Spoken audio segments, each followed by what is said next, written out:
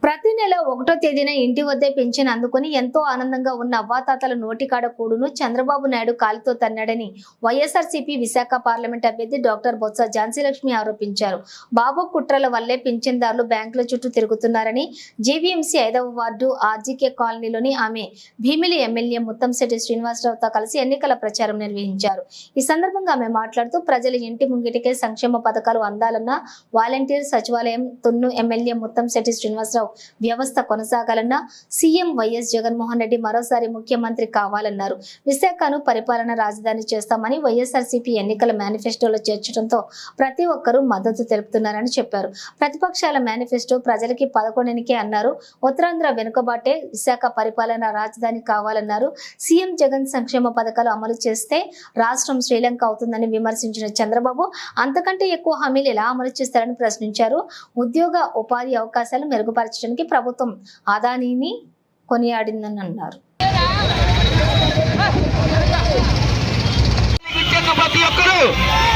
Starting నుంచి ending వరకు ఉంటారని మరీ కోరుకుంటున్నాం.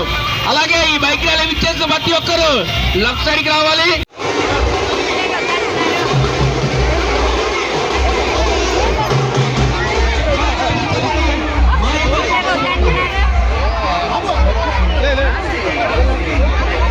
అధ్యక్షులు రాష్ట్ర సంయుక్త కార్యదర్శి అయినటువంటి పోతిన హనుమంతరావు గారి ఆధ్వర్యంలో ఈ రోజు బైక్ ర్యాలీకి ఇచ్చేసిన ప్రతి ఒక్కరికి పేరు పేరున ధన్యవాదాలు తెలుపుకుంటున్నాం. మీరు ఆయన బండి వెనక వస్తారని మరీ కోరుకుంటున్నాం. ఈరోజు 5వ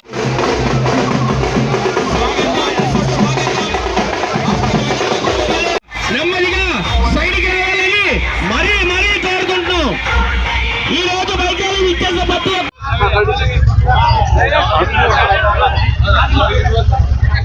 అందరికీ నమస్కారం అమ్మా.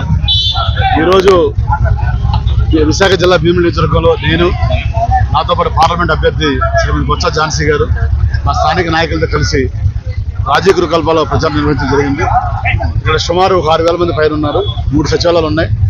ఈ 6,000 మందికి ఈ 5 సంవత్సరాలు నేను ఎమ్మెల్యే అయిన తర్వాత డీబీటీ ద్వారా కానీ నాన్ డీబీటీ ద్వారా కానీ 60 కోట్ల రూపాయలు సంక్షేమానికి ఖర్చు పెట్టడం జరిగింది. ఒక 5 కోట్లు మన అభివృద్ధి ఖర్చు పెట్టడం జరిగింది. దానిలో ముఖ్యంగా హాస్పిటల్ ఒకటి, జిమ్ ఒకటి, శ్మశానం ఒకటి, నాడు నేడు ద్వారా స్కూల్ ఒకటి, ఇలాగా మరి పార్క్ ఒకటి, ఇవన్నీ చేయడం జరిగింది.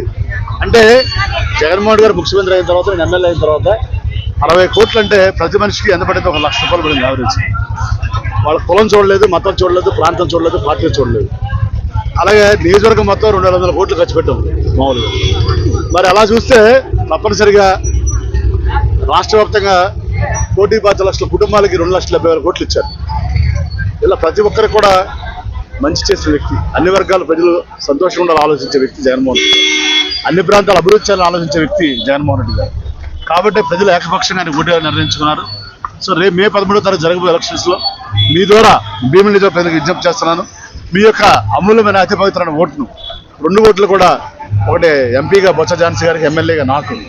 ఆవిడదేమో నెంబర్ 1 సీరియల్, నాది నెంబర్ 4 బ్యాలెట్ పేపర్ మీద. కాబట్టి 2 కూడా దాని గుర్తున్నది వేసి ఆశీర్వదించాలని మరి విజ్ఞప్తి చేస్తూ, తప్పనిసరిగా 5 సంవత్సరాల నుంచి నిత్య ప్రజల్లోనే ఉన్నాం. కరోనా టైంలో కూడా విశేషమైన సేవలు అందించాం.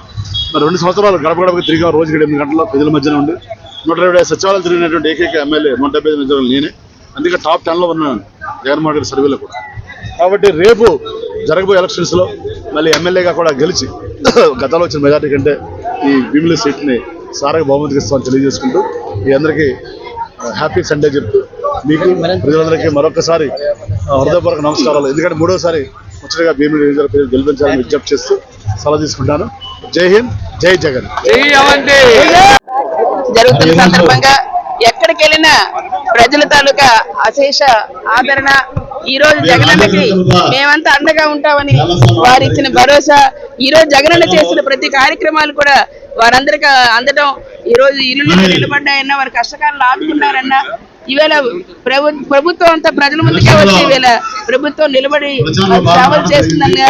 రానున్న రోజుల్లో ఏదైతే మేనిఫెస్టోలో ప్రధానంగా ఈ రోజు పరిపాలన రాజధాని ఇస్తామని చెప్పని ఉందో దానికి వీళ్ళందరూ కూడా సుముఖత చూపిస్తూ దానికి ఈ రోజు మన భావితరాల భవిష్యత్తు బాగుండాలంటే ఖచ్చితంగా ఈ రోజు పరిపాలన రాజధాని రావాలి. దానికి మద్దతు ఇచ్చిన జగన్మోహన్ రెడ్డి గారికి మేమందరం అండగా ఉంటామని వారు కూడా చెప్పడం, మేము కూడా వాటి గురించి తెలియజేయడం, ఈ రోజు ప్రజలకు ఏం చెప్పారో ఆ చెప్పిన ప్రతి పాయింట్ కూడా ఈ రోజు తీసుకొని వెళ్ళి చెప్పడమే ఈ రోజు ప్రతిపక్షం గతంలోనే చేయలేని పుట్టదాఖలు చేసిన దాన్ని సూపర్ సిక్స్ గాని షణ్ముఖ వ్యూహం గాని ఏవి తీసుకొచ్చినా ప్రజల్ని మభ్యపెట్టడానికే గాని ఆ వాచనలో తీసుకురావని ప్రజలే ఈ రోజు తెలుసుకున్న పరిస్థితులు.